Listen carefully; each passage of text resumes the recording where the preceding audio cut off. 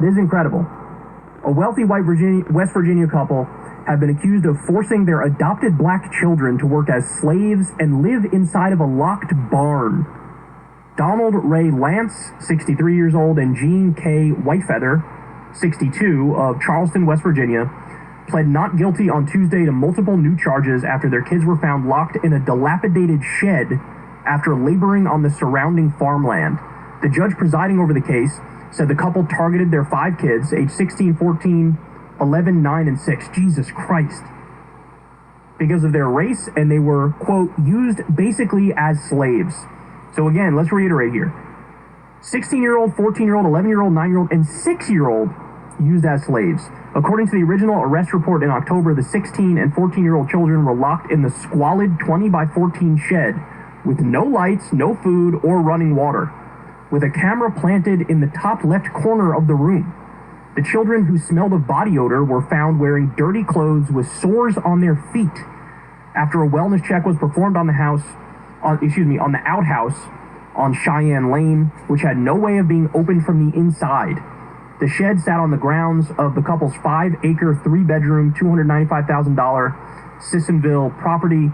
They also owned an 80-acre, $725,000 home in Washington, which they sold after their arrest in October. So look, here are the two that were doing it. This is the face of pure evil here is what we're looking at. Man, that's astonishing. Whitefeather stated that the barn where the girl 16 and boy 14 were found was a teenage clubhouse, and they were not held against their will. The mother told deputies the children, who were all homeschooled, actually liked the shed they were locked in. However, the teenage girl told deputies at 6 p.m. they had been locked in the building for approximately 12 hours and were last given food at 6 a.m.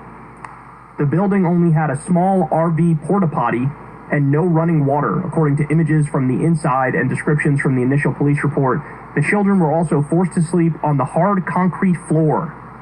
The criminal complaint said if there was a medical emergency or fire, the children would be unable to exit the locked rooms to safety.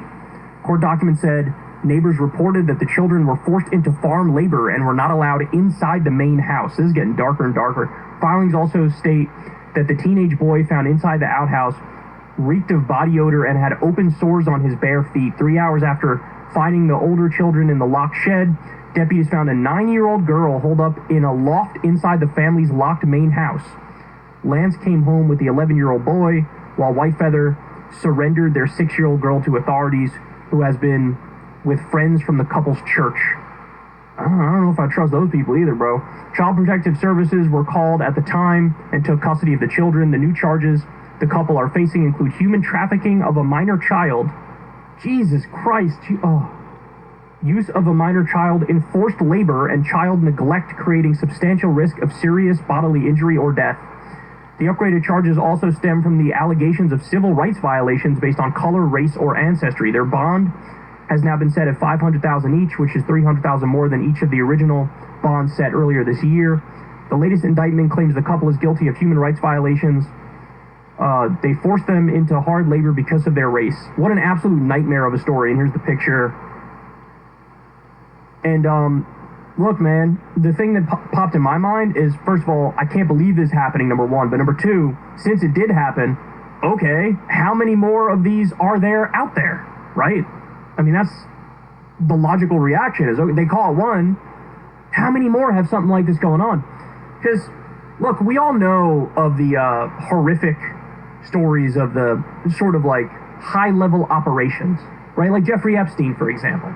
He was the CEO of Elite Sex Crimes Incorporated, and everybody knows that. And, you know, that's a story horrific in its own respect, but it looked like it was more of an organization. This seems like a mom and pop example of, yeah, we adopted some black kids and made them slaves.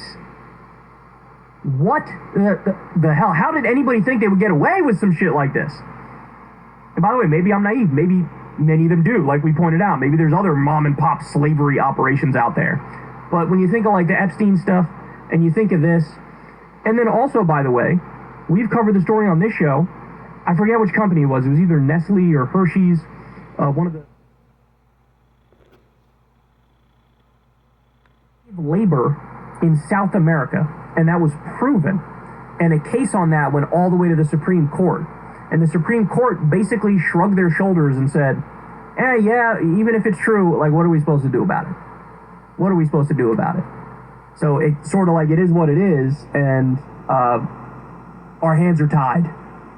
That was basically their takeaway. So effectively, it became legal for Nestle or Hershey's or whatever companies, if their product line goes all the way back to forced labor in some other country, they just say, it is what it is. Just the cost of business. That's insane, bro. That's insane. And then also, we covered the story. Remember, a lot of farm labor in the South was just slavery. It was just slavery. They would bring in, trick immigrants and bring them in, and then make them do forced labor, and then basically never give them their freedom, never grant them citizenship. And one of those rings was busted up by the feds recently. Again, this is something we covered probably a year ago or so. And so between the Nestle and Hershey's thing, between the story of, farm labor in the South in many instances being part of a slavery ring and human trafficking ring, and now you have mom and pop examples of it.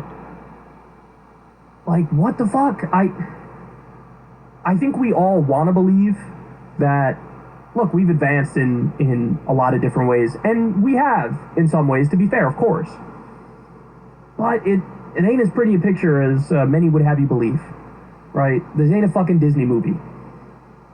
In many ways, we have a lot of the same horrors, and they're just hidden better, right? Or they're more advanced scams.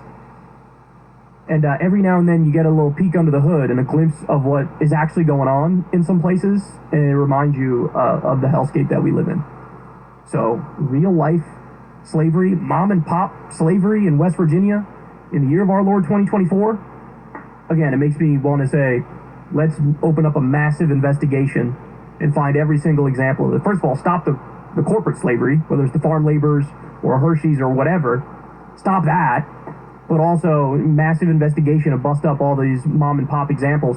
Man, you gotta be really strict with, like, adoption type stuff. You gotta be really fucking strict. You can't just be saying yes to any Tom, Dick, and Harry that walks in the door and says, hey man, we're gonna adopt. Oh, are you? Man, you need to watch them like a hawk. You better have the local sheriff doing random searches every week or something, because, oh, what a nightmare. What a nightmare. These things are just ripe for abuse, bro. And they call it one of the worst examples of it here. Hey, y'all, do me a favor and like and subscribe. It helps out big time in the algorithms.